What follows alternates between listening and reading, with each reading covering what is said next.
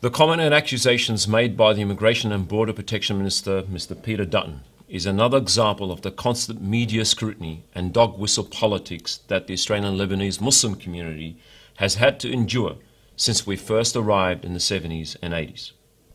Minister Dutton is just another in a long line of politicians and public personalities to question our community, to question our loyalty, to question our contribution, and to reduce us as a community to a stereotype and to a caricature.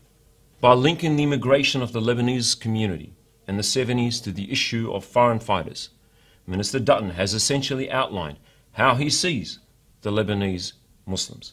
And his comments reflect on a government unable to embrace multiculturalism and indigenous rights, instead revealing its toxic, assimilationist, nationalist agenda. Let us not beat around the bush here. What Mr. Dutton said was racist. What he implied was racist.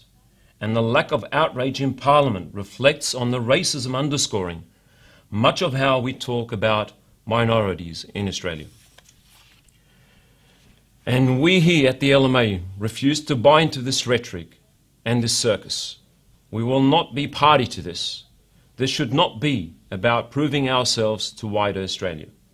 We already have, and we are tired of doing so.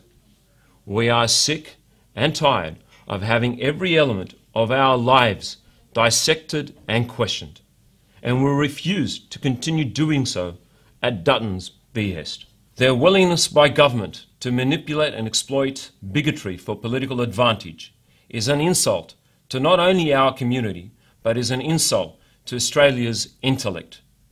We will not be fooled nor bullied by opportunists willing to mistreat entire communities for political gain. We share the concern for the safety of all Australians. However, this is a shocking and twisted way to paint an entire community. Minister Dutton has taken a broad brush and downgraded them and their contributions, their very value as humans, to the violence associated with foreign fighters. The same community that fled in the 70s and 80s fled from the very same violence Minister Dutton is seeking to protect Australia from. We hope this does not reflect a possible failure on Mr. Dutton's part in understanding the root causes of the foreign fighters issue, essentially making it about a single culture and community.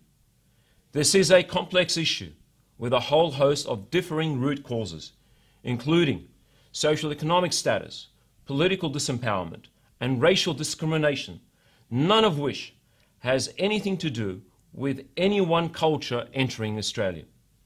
Instead of forging a new Australian identity that is inclusive of all those who are here, we are blatantly seeking to divide and create a racially and ethnically intolerant Australia.